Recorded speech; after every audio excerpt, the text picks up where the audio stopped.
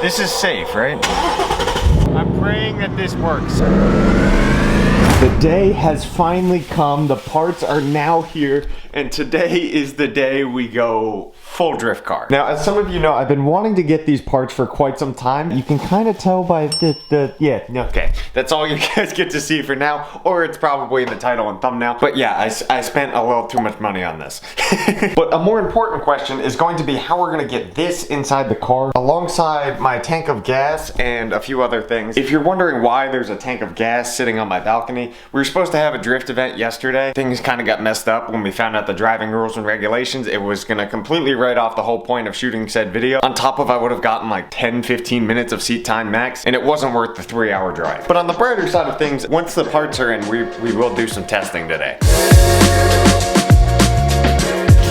That was probably the least graceful way to do that.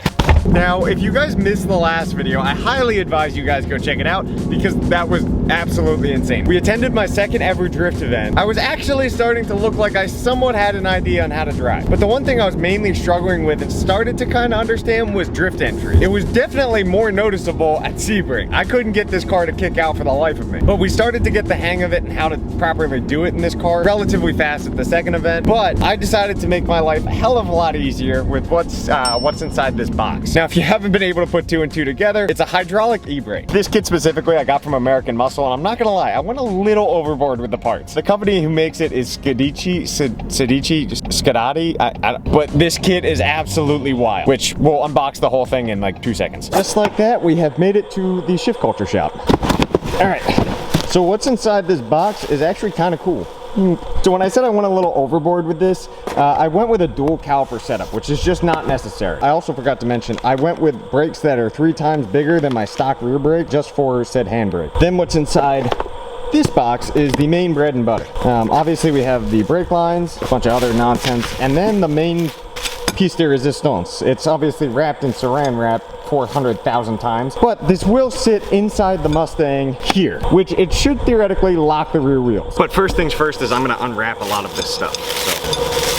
So, oh, I may or may not have accidentally just punched myself. It's so cool.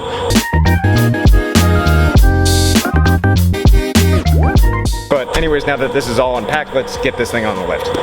Alright, so we're becoming certified YouTube mechanics right now. Doesn't seem too complex. It's just the only difficult part, and the part that I'm concerned most about, is actually getting this piece out. It seems it's held together by bolts, but I'm not sure how to access said bolts. This is gonna be interesting. Just pop these suckers out. The bottom plate, there should be a whole ass other fuse panel. Oh, there's more bolts. There's a random magnet in here. My flashers are now going. A few moments later. All right, so we just did a little YouTube research and realized this is 2 pieces, which makes sense knowing that this plastic thing on the outskirt like pops itself off, but we don't know how to separate said 2 pieces. There's 1, there's 2. It sounds like we're breaking it, but we're not, I can assure you. These are bolted. Ta-da! Okay, so after that fiasco of dealing with that, we got the center console out. It seems as such that we just have to bolt in the main hydro pieces into these 2 bolts. We gotta rewatch the YouTube tutorial, but nevertheless, we're making progress. So theoretically, that's not right. They said that we had to cut that stone. Now, do you know what you're doing with an angle grinder? Because I don't trust myself. Yeah.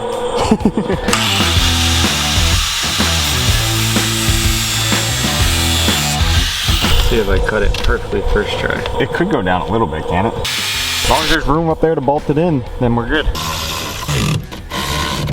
And it's just bolting this in. Hell yeah. So now you can kind of get a visual representation of what this is gonna do. Like I'll come up to a corner, just and then, you know, the wheels will lock. We are officially going full drift car today, baby. All right, so game plan is number 1 is we're going to hook this brake line up to here and we're going to feed it straight back, and then it's on to installing the center console before we split it, because the center console shouldn't be too much of an issue. We just kind of need to go at it with not an angle grinder, but like kind of, what are they called? Dremel. We need to go at it with a Dremel to cut out a perfect slot for the hydro to stick out. Once that's kind of all mapped out, then we'll be set in stone, theoretically. Trying to get this somewhat lined up here. It's as best as we're gonna do.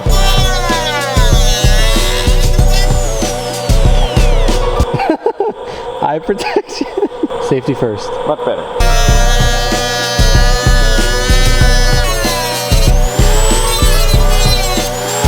So this should theoretically just slide in like so. We obviously need to sand it down a little bit so it actually sits flush. Then we just slide the hydro straight through it. In the instructional video that we were just watching, they cut all of this out. Hopefully we don't have to cut that and can keep it looking OEM, but I want to keep it looking somewhat decent at least and not gutted like this. There's the whole purpose of this kit at least.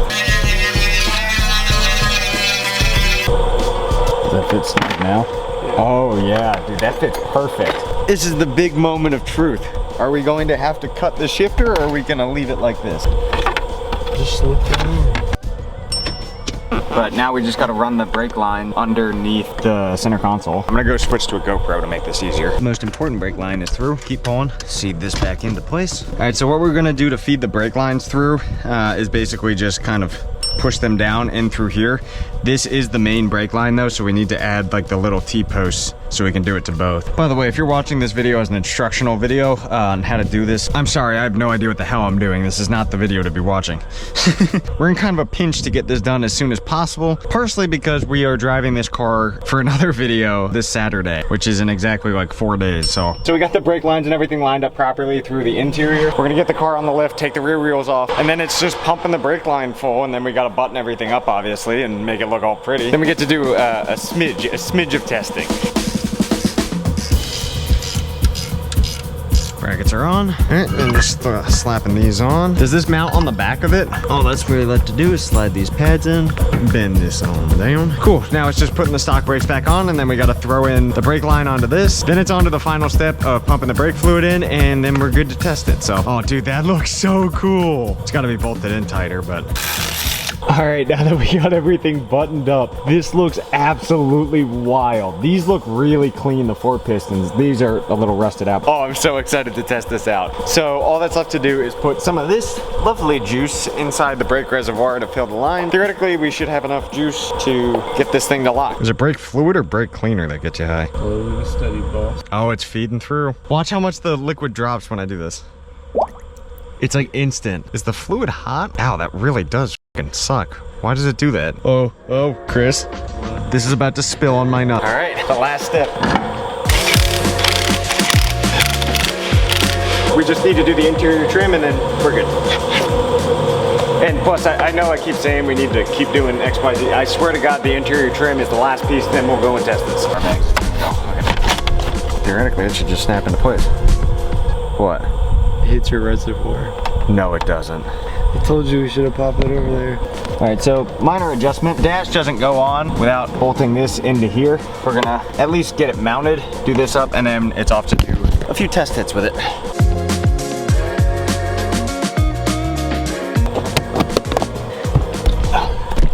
Well, it's official. Huge shout out to Chris for helping me today and Shift Culture for allowing me to use the shop. But now it's for the fun part where we test to see if this thing actually works. Moment of truth. I don't think it'll lock. Watch, I'll do a roll because I'm still waiting for the engine to warm up. Yeah. Watch the rear wheels.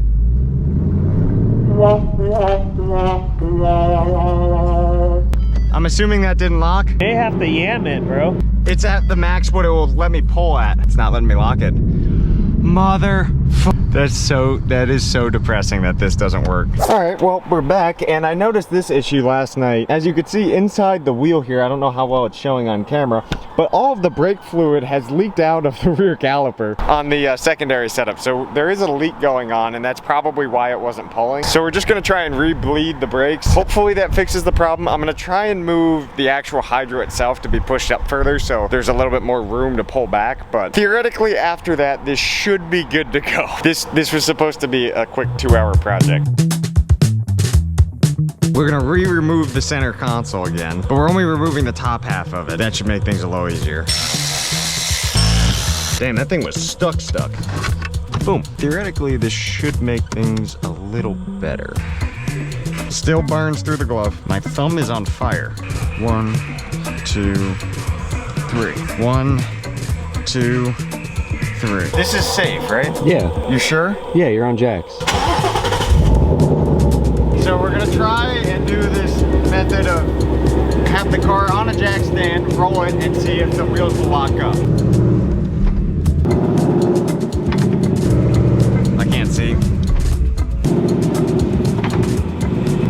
it up. Yes. I think we got a functioning hydro. Let's go test it. I'm praying that this works. Oh, it locks. All right, it locks. Let me try doing an entry.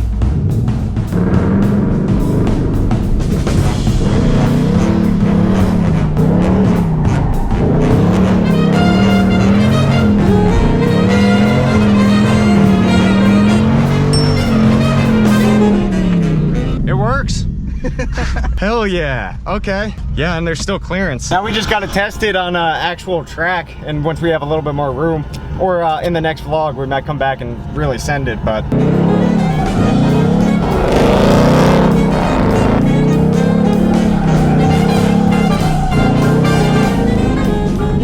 It's weird using that. It is kind of a cheat code. I don't know if you noticed, but when the car wasn't kicking out, all I had to do was this, and it locked right up. So, all right, so we're starting to slowly but surely get kind of a feel for how this thing's gonna work. I obviously have no idea what I'm doing with a hydro. I've never had one before and never used one. So this is all very, very new to me. So it's just about learning what this is capable of. So it's just kind of going up like this.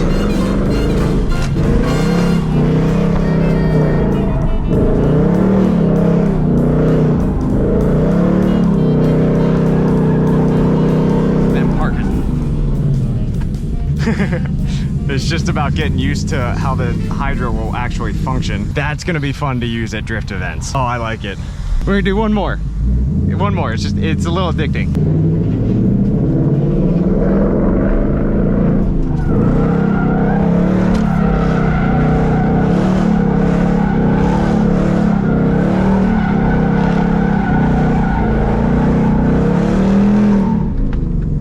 I like that for entries. It's just a simple yank on the hydro, it kicks it right out, and then you have full control. Oh, that's gonna be lovely. This is my favorite, this is my new favorite modification. Totally worth it. Y'all have no idea how stoked I am to have a functioning hydro e-brake. It's totally unnecessary, the setup we went with, and everything that kind of goes on it. And it was an absolute disaster to get it in. But we got it in. So that's all that really matters at this juncture. We're gonna try and get further testing done at the next drift event, which should be this Saturday. But unfortunately, we have kind of a Cat 5 hurricane rolling through. So I don't know if that event's happening or not, but don't worry, I will keep you guys up to date. Anyways, guys, I hope you enjoyed today's video. I love you all so much, and I'll see you in the next one.